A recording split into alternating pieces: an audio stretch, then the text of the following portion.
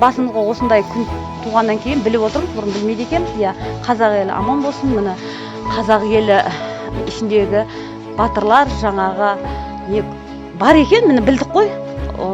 Қолы жомарт адамдар бар екен, міне көмектесіп жатыр. Құдайға шүкір, далада қалған жоқпыз. Көрпе-төсегіміз, неміз барлығы судың астында болғанменен әйтеуір бияғына азық түлігін несін жеткізіп беріп жатыр. Елге осы қазақ елі аман болсын. Қазақ елі аман болса, қазақ еліндегі батырлар да аман болады деп ойлаймын. Кеше су басуына байланысты туысқан үйіне келіп тұрақтап едім.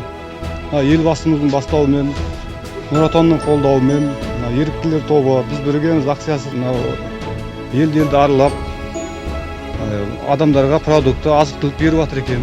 Жалпы елбасымызға, Нұр Отанға, еріктілерге рахметімді айтамын. Жалпы барып көмектеріңізге рахмет, елімізге рахмет.